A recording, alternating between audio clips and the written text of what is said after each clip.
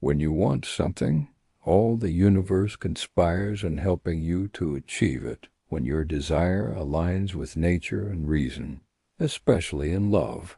Everything within and around you aligns to help it grow, not through fantasies, but through clarity, character, and choice. What if love wasn't just a feeling, but a purpose? What if desiring someone wasn't weakness, but divine intention?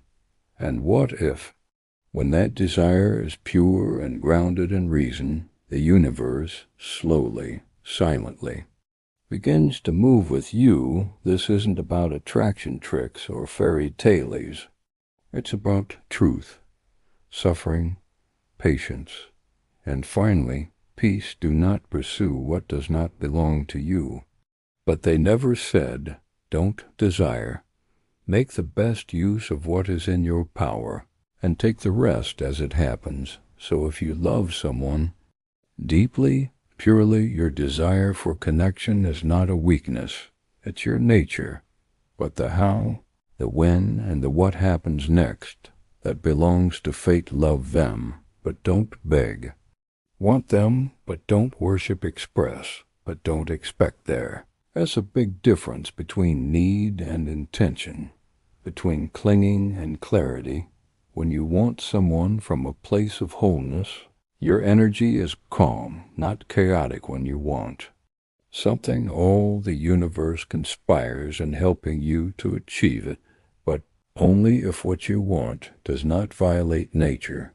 The nature of love is not control.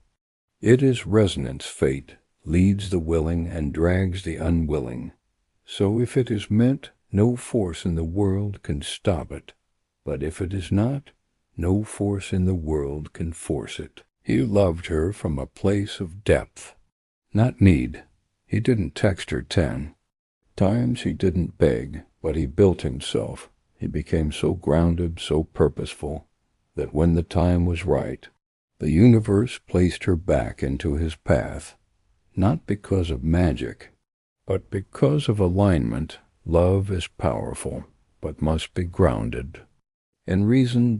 Want deeply, but act with dignity. Let go of timelines, but never the inner work. The universe helps only when your want doesn't contradict your virtue. So, if you love someone, love them with strength, not weakness. Love them in action, not obsession. Love them with patience, not pressure. Because when you truly want something, and your want is in harmony with who you are, the universe does begin to conspire, but quietly, through time, trials, and transformation. If this message touched you, let it settle in your heart. Let love make you stronger, not smaller. And if you believe the universe truly listens, then give it something beautiful to respond to. The hardest question in love is not, do I love them? But should I wait or should I walk away? You control your actions, never the outcome. You have power over your mind, not outside events. Realize this and you will find strength. So, if holding on brings peace, integrity, growth, hold on. But if holding on creates obsession, anxiety, or weakness, let go. Let go, not because you don't love them, but because you love yourself enough not to bleed for uncertainty. True love doesn't always mean staying. Sometimes it means stepping away and trusting that what's meant will return, not through force, but through faith. The universe doesn't give you what you want. It gives you what you're ready for. And the alchemist, Santiago, wants his treasure, but he first becomes a shepherd, a crystal merchant, a warrior of the soul. The treasure doesn't arrive until he becomes the man worthy of it in love. It's the same. You don't get the person when you want them. You get them when you're ready, or you get someone better because you've become better. Don't ask for things to happen as you wish. Wish for things to happen as they don't chase. Evolve, don't beg, build. Don't try to attract them. Become someone undeniable to the universe. She was heartbroken. He ghosted her for months. She cried until one day she started journaling healing. Reading philosophy 1 year later, she didn't just glow up, she grew up. He came back. But by then, she had outgrown the version of herself that once needed him. That's the universe working. Not to bring the person back, but to bring you back. Stronger love is a mirror of your relationship with yourself. Most people think love is about the other. The Stoics knew it's always about you. Attract what you believe you deserve. You tolerate what reflects your inner dialogue. You settle when you haven't yet remembered your own worth as long as you live. Keep learning how to live, so don't chase love. Don't beg for love. Become love. The kind that heals when it enters a room. The kind that doesn't depend on another's attention to feel real. A man sits alone at a cafe, smiling at nothing. A woman watches him.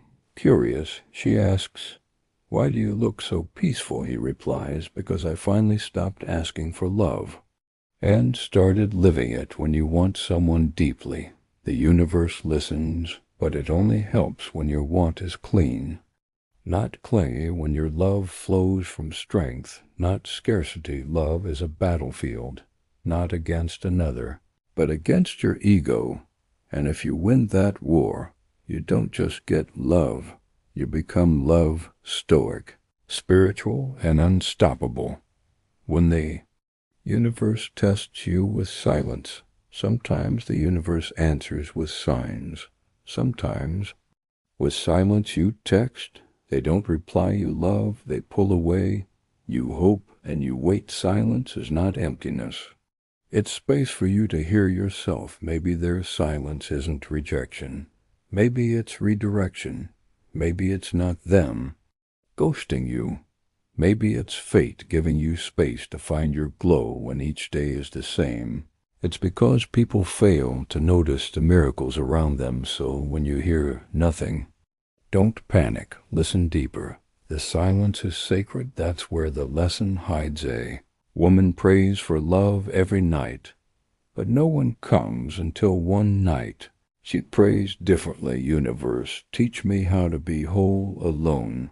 That was the night everything changed, not outside, but inside. Days later, love arrived, not to complete her, but to complement her. Not everything that burns is a sign to run. Relationships are fire.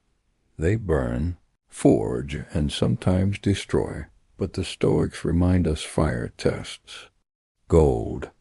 Adversity tests the brave. Just because it's hard doesn't mean it's wrong.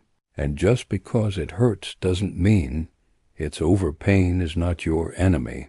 In fact, pain is the language the universe uses when your ego won't listen. The darkest hour of the night came just before the dawn, so if you're in the heat, ask, is this fire forging us or breaking us? Sometimes the couple who screams today learns how to listen tomorrow. He cheated, she cried, but instead of walking away, they walked through it. Therapy, silence, rebuilding. Years later, they became a testimony. It wasn't perfect, but it was real, and we fought for it. Not every scar is a goodbye. Sometimes it's a signature of survival. Healing is loving without needing. The ultimate test of love is detachment. Can you love someone fully without needing them to stay? We suffer more in imagination than in reality. You imagine losing them. You imagine them with someone else. You imagine being forgotten, but the truth is, if your love is real, it never dies. It transforms. It heals. It returns in better form, and better people. Love never keeps a man from pursuing his destiny, so if someone leaves, don't chase. Don't collapse. Love the man, let them go. because real love always returns. And if it does not, the universe is protecting you. A man writes a letter he never sends. I love you, I still do. I no longer need you to love me back to feel worthy. He folds it, burns it, and smiles. That was closure, not from her, but from himself loving someone who can't love you back. What's harder than heartbreak? Loving someone who isn't ready to receive it. They smile, they text sometimes, they care, but not fully. It's the relationship that lives in the gray. Not quite love, not quite nothing. You have power over your mind, not outside events. Realize this, and you will find strength. You can't force someone to meet you in the light. If they're still choosing the shadows, let them. When you possess great treasures within you and try to tell others of them, seldom are you believed. Some people don't reject your love. They reject their own worth.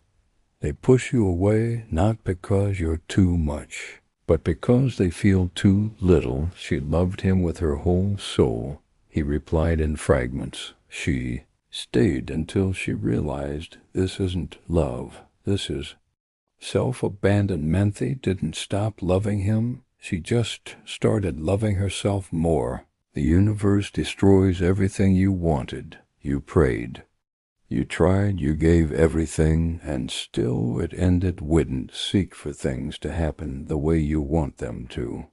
Seek for things to happen the way they do, and you will be content. Sometimes it's necessary to travel far to understand what's near. Maybe that breakup was the beginning of your becoming. Maybe losing them was how you found your voice. Maybe the collapse wasn't a curse, but a cosmic clearing.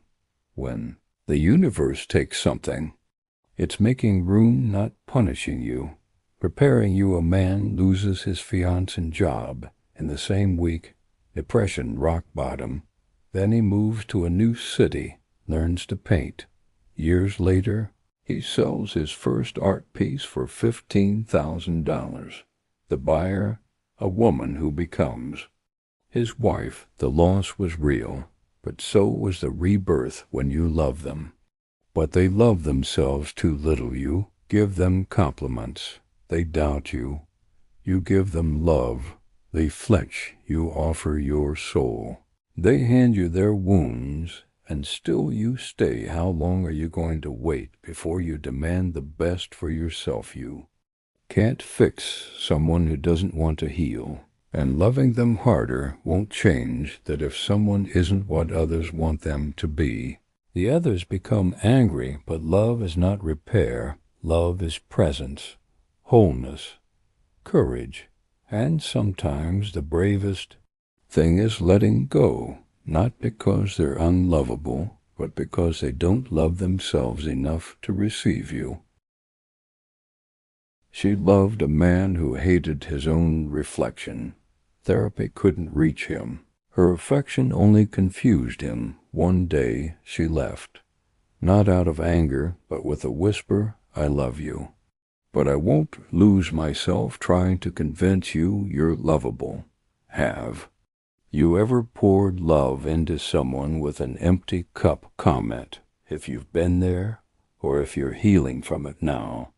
Let's create a space of love, growth, and silent warriors who loved deeply and learned bravely.